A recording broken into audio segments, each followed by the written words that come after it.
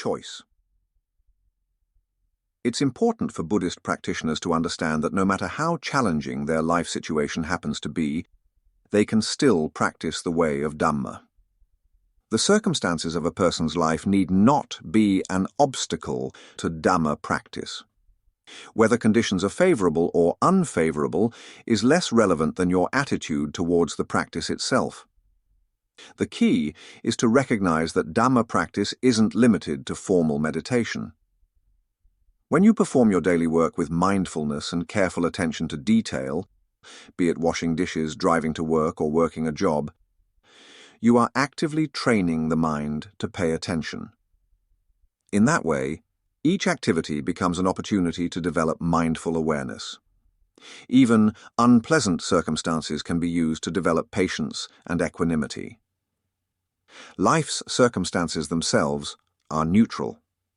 It is your response to them that determines whether they aid or hinder the development of understanding. A proper attitude will transform all activities into valid Dhamma practice. If you maintain this attitude in the activities of daily life, when you do have a chance to practice formal meditation, you'll find that you've already developed a proper foundation. The mind will settle readily into meditation because you've been training it steadily day by day. Don't think that living as a layperson prevents you from walking the path of Dhamma.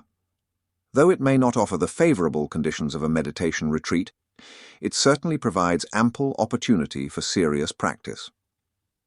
Your task is to work with circumstances as they present themselves, finding creative ways to turn them toward the Dhamma. If you apply yourself with sincerity, a way forward will open for you.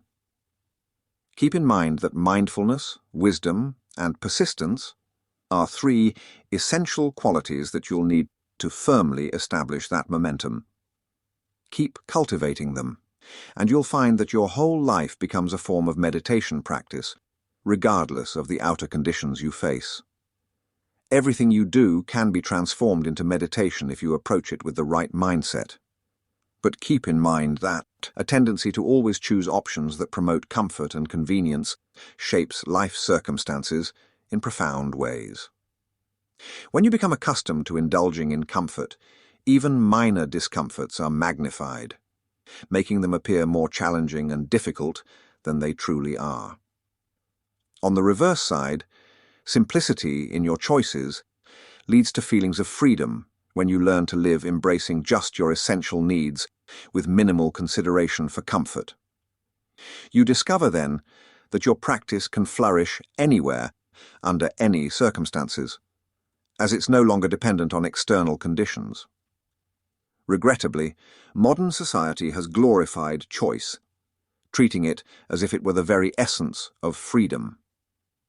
People are caught up in the belief that happiness comes from having endless options in what they buy, what they do, or how they live. They chase after pleasurable pursuits, convinced that by following their desires and personal preferences, they will find satisfaction. This belief is a dangerous delusion. While the need to make choices is part of human life, attachment to choice becomes a subtle form of bondage. When we examine this closely, we see that having more choices often creates mental agitation rather than peace of mind. The mind exhausts itself trying to weigh countless options, always wondering if the right decision was made, always fearing something better was overlooked.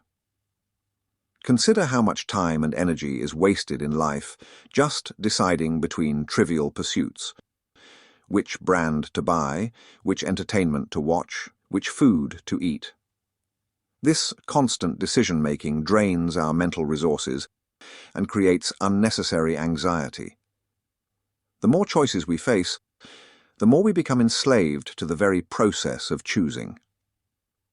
Some argue that we've progressed beyond any need to honor traditional views about the value of restraint and moderation. They point to societies where age-old moral guidelines have been replaced by a liberating license to indulge themselves. But look more carefully at the results this attitude has produced. People in these societies often lack moral stability and inner peace. Without clear principles to guide them, they drift aimlessly in a sea of choices, unable to find real purpose or meaning in their lives. Of course, genuine freedom does not come from the possibility of unlimited options. It comes from understanding the debilitating effects of unrestrained desire and attachment. When we understand deeply how addiction to choosing creates stress and confusion, we naturally move toward a simpler, more sober way of living. This opens the path to true freedom, one not attained through a multiplication of choices, but through wisdom that sees beyond the compulsion to indulge. In the end, what appears to be freedom in our consumer culture is often just an agreeable form of imprisonment. People have gained the ability to choose whatever they want, but have lost the wisdom to know which choices are truly worthwhile. They mistake variety for happiness, failing to see how their attachment to choice keeps them strapped to the yoke of suffering. To protect ourselves in this age of material abundance, we must examine how choices affect the mind. What we call free choice is often nothing more than the mind responding to the urges of craving and clinging. People become enslaved by their own preferences, constructing elaborate lifestyles that reflect and reinforce their attachments. They surround themselves with objects and experiences that mirror their desires, creating what they believe to be a unique personal identity. But this identity is nothing more than an accumulation of preferences and aversions, likes and dislikes, all of which are constantly changing and ultimately unsatisfying. Consider how the society operates.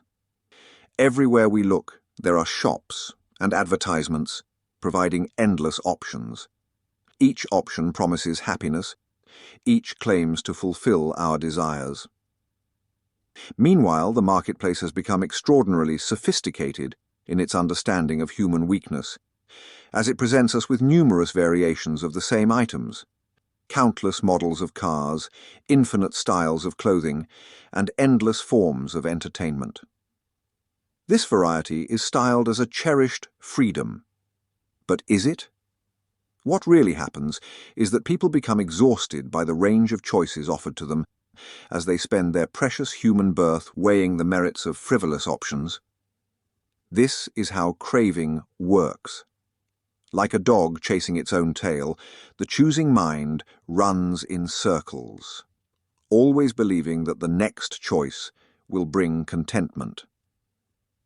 But contentment cannot arise from simply choosing between options. Instead, it comes from understanding the addictive allure of having multiple choices, even if most of them are unrealistic. This perpetual mismatch between desire and reality is precisely what the Buddha identified as a fundamental source of human suffering.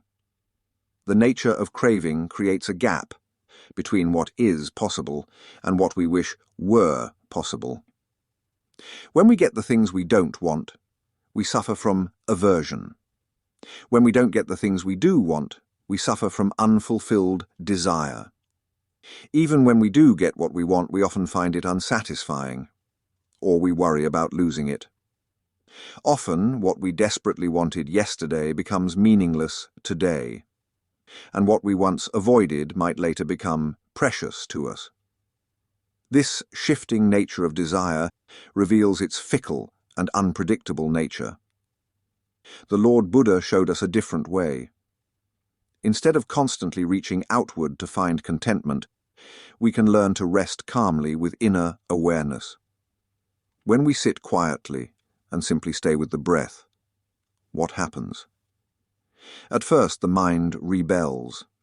It wants entertainment, stimulation, something to grasp at. But if we patiently persist at limiting our attention to just this one simple object, the mind gradually settles down and becomes quiet. This is why the Buddha established clear guidelines for practice that show us how to focus our attention effectively. It's like digging a well. If we dig 100 shallow holes, we'll never find water. But if we dig one hole deep enough, eventually we'll reach what we're seeking. In this way, the restrictions undertaken in meditation practice aren't walls to imprison us. Rather, they're the sides of the well that allow us to confidently dig to the depth of clear comprehension. The deeper we investigate, the more we'll see that what society calls freedom is actually a subtle form of bondage. Every choice we make generates attachment that creates karma, thus producing the conditions for our future suffering. By their very nature, our choices cannot provide the peace of mind we crave. The more intensely we want something, the more we suffer from its absence. The more we reject our present circumstances, the more we suffer from their presence in our lives. Despite this harmful tendency, we must understand that choice itself is not the cause of the problem. The Buddha taught that right intention is an important factor on the Noble Eightfold Path. This critical factor represents the quality of mind behind our choices. Are we choosing based on wisdom or based on delusion? Are our choices leading us in the direction of freedom or toward further entanglement? When we choose with wisdom, we naturally incline toward simplicity at the expense of complexity, toward calmness rather than stimulation. We begin to see that true freedom doesn't come from having unlimited options, but from understanding the fickle nature of the desires that grasp at the choices. This insight allows us to make choices that will support our spiritual development. That development involves cultivating mindfulness and clear comprehension in our decision-making. Before deciding on an option, we should contemplate: will this choice lead to more craving or less? Will it create more complexity in my life or more simplicity? Will it support my meditation practice or hinder it? This kind of investigation helps us to use our ability to choose wisely, directing it toward what is truly beneficial. In the end, the highest choice we can make is to choose the path to enlightenment, which focuses our attention towards following the Noble Eightfold Path to a clear understanding of the Four Noble Truths. This is the choice that leads to indisputable happiness. All other choices should be evaluated in light of whether they support or obstruct this fundamental intention. This is what the Lord Buddha meant when he spoke of yoniso manasikara, or wise reflection. Through such reflection, we can use our ability to choose skillfully, transforming it from a source of confusion and disappointment into a tool for seeking the liberating truths of the Buddha's teaching. So, what is the root cause of our suffering? Look carefully, and you will see it stems from the mind's habit of grasping and clinging. The mind moves restlessly from one desire to another, always craving, always thirsting for something new. And what helps to fuel this endless wanting? It is the sheer abundance of choices the life presents us with. There is, however, a way to break free from this obsession. It begins with the simple but profound shift of deliberately choosing to live with fewer wants and needs. This attitude is not just about stoic abstinence or deprivation. It's more about the wise recognition that the door to true peace opens only when we stop agitating the mind with bouts of unrestrained craving. When we create an environment of simplicity in our lives, the mind, no longer provoked by nagging desires, begins to settle into a natural state of clarity. In this clarity, we can savor the taste of freedom from wanting itself.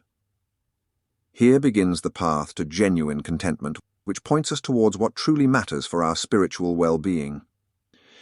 This attitude encompasses the essence of true renunciation. This renunciation is not simply a dreary denial of life's pleasures. It is the skillful use of our wisdom to recognize what really brings happiness into our lives. When we see clearly how following the dictates of craving leads only to more and more desires, and realize that all we cling to is inherently unstable, we will be increasingly inclined to let go of those desires. When we truly understand the unreliability of worldly pleasures, we naturally turn toward what is reliable, the peace of a mind freed from wanting. This is not a teaching of despair, but rather one of hope.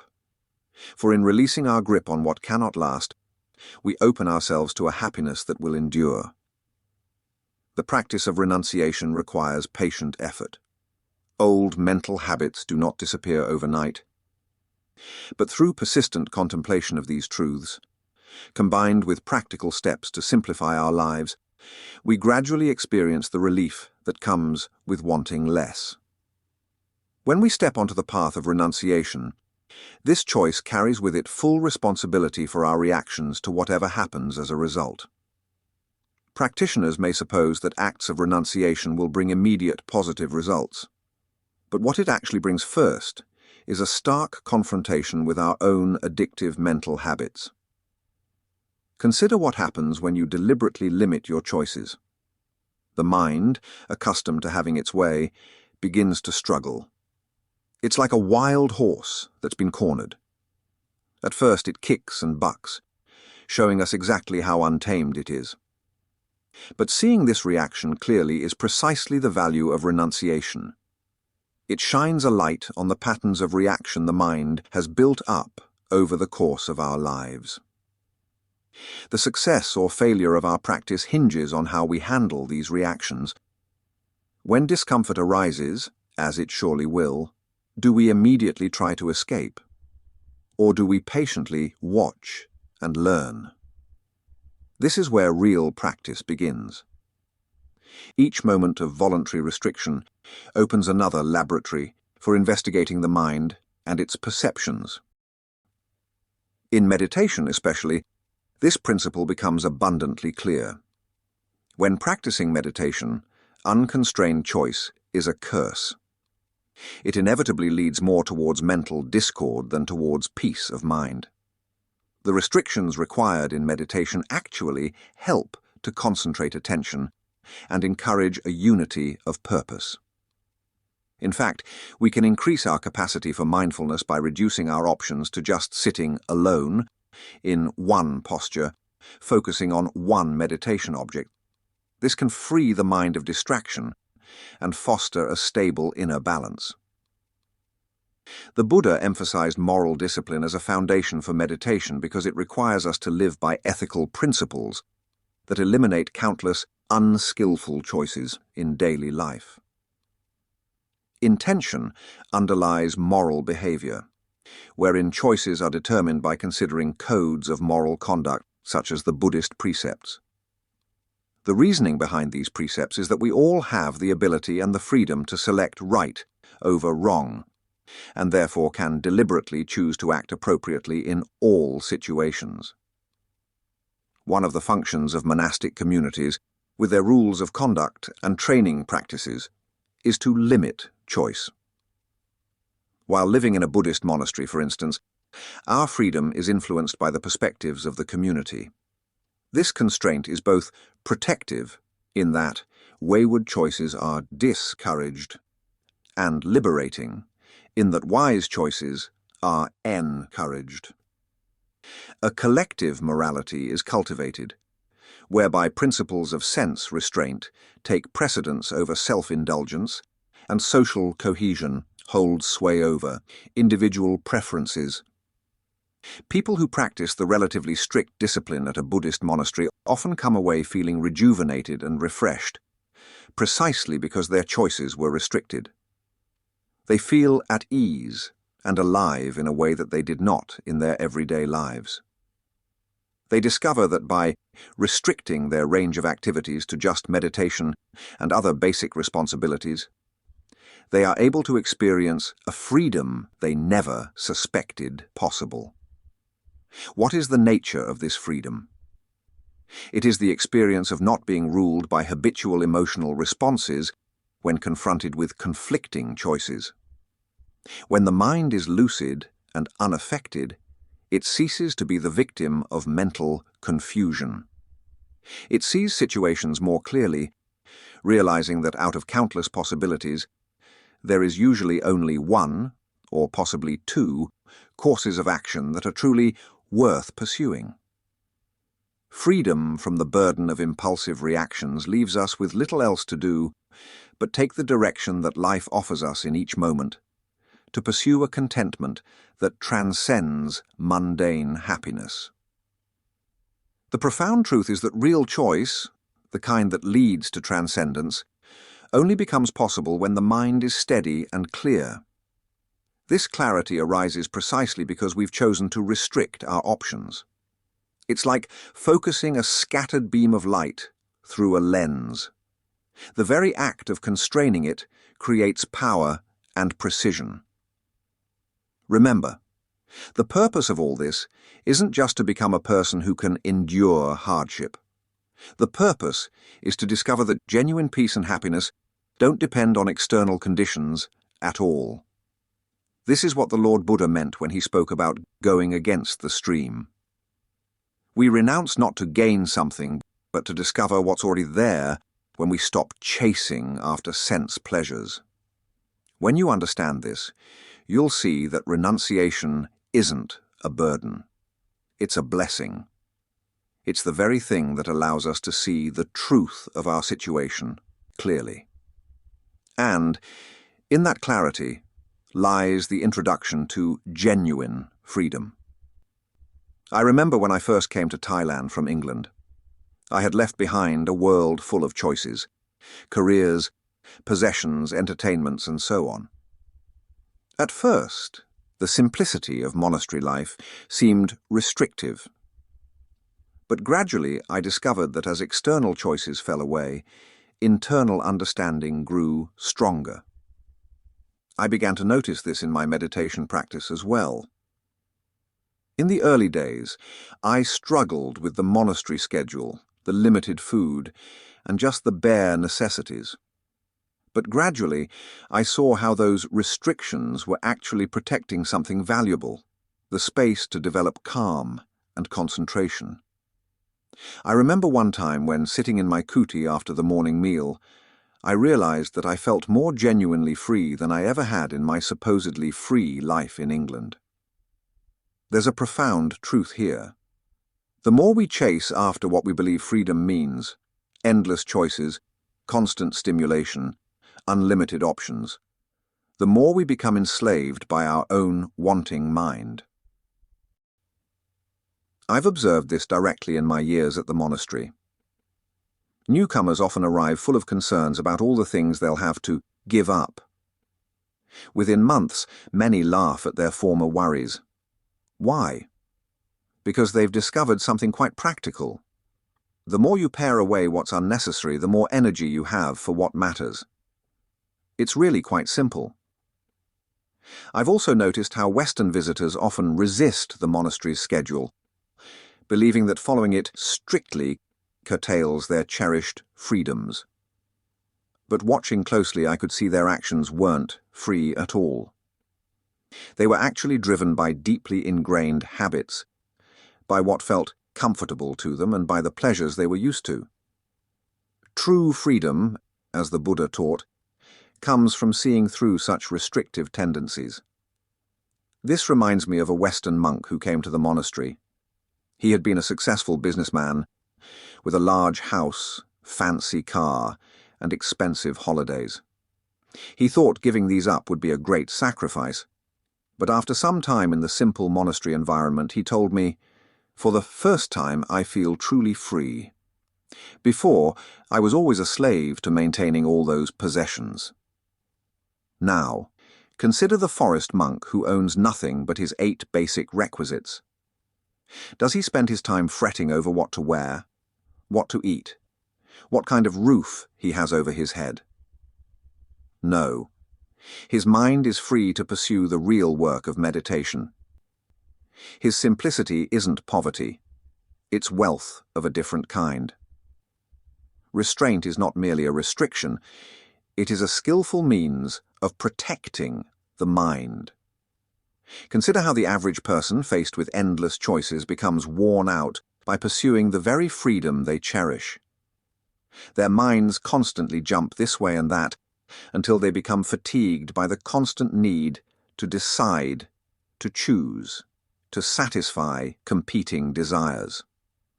When living in the monastery, however, these burdens tend to gradually fall away. Over the years, I've observed countless people who come here to learn about Buddhist practice. Initially, they might balk at the monastic strictness. 1 meal a day, no entertainment, hours of seated meditation. Yet invariably, as the days pass, their faces brighten and their movements become more composed. Why is that? Because they've been relieved of the heavy burden of choice. Some of the daily choices that we make have so much power that the ripple effects they cause will eventually touch many other people. The decisions we make and the actions they lead to are part of what creates the moral environment we all must live in.